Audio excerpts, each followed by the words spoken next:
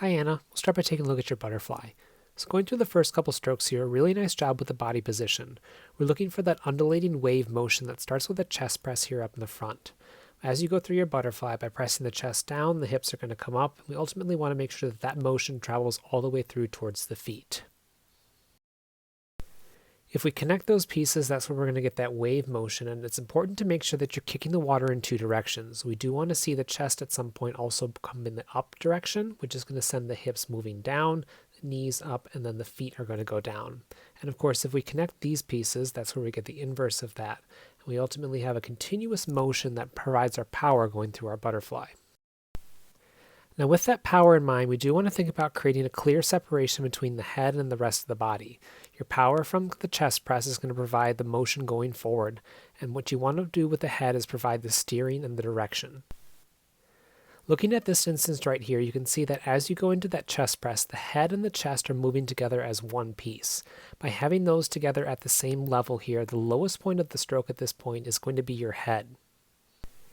In the interest of swimming butterfly efficiently, we want to stay a little bit closer to the surface. The person who swims butterfly on this green line right here, kind of a gradual wave motion, is going to have a much easier time than the person who swims butterfly on the red line. That up and down motion does nothing to move us forward. Our goal is ultimately to get to the other end of the pool, and we want to get there in the most efficient manner. So again, a clear separation of the head and the chest, leaving the head up here in this position and avoiding that downward press all the way down towards the bottom. The other reason that we want to avoid that is as you go into your breath, which you can see on the next stroke here, you're going to have to come take your breath from all the way down here at the lowest point of the stroke. You have a long way to go to get to the surface, to even break the surface, and then you ultimately have to take your breath beyond that. Again, think about a forward motion instead of an up and down. Up above the water, you want to think about changing your breath just a little bit. Rather than lifting your head up to breathe, think about just simply lifting your chin forward. You want to keep that chin close to the surface of the water, making sure that you preserve that body position behind you that stays right up on the surface of the water. At the conclusion of the breath, you of course get that head down quickly. Very nice job with that. The arms swing wide towards the side here. And when you bring those arms to the front, focus on just simply landing gently in the front and allowing them to place in the proper position. Be careful with the hands here. You want to make sure that you're landing with those palms flat so you can actually hold on to the water. That'll allow you to keep the head at the surface right here, while again still maintaining the body position behind you on top of the water.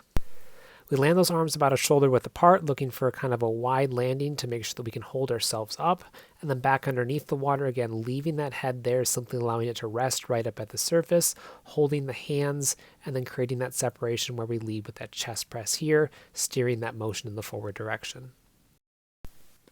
In terms of the pull, a really nice job. Look at your hands here. You can see that you're still maintaining a grip on the water. Your hands separate out towards that shoulder width position, and you start to dig in with those fingertips down. Again, ignoring the head position, which should be up at the surface, you get a grip on the water right away, and you can see that as those arms are pulling, they are a little bit outside your body line. When you are pulling with your hands, you want to make sure your hands are in line with your shoulders. You're going to be the most powerful at that position right there, and it activates the muscles in your chest and your shoulders. So think about getting that hand in just a little bit more and utilizing the full power of that catch.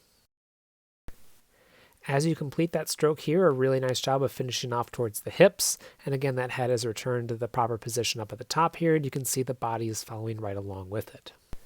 Last piece to tie all this together is going to be the kick. We mentioned before that you're going to kick the water in two directions. You want to make sure that chest moves down, and you want to make sure the chest moves up. That, of course, creates the inverse of that flow motion all the way through towards those feet, and you want to make sure that you're kicking the water in both directions.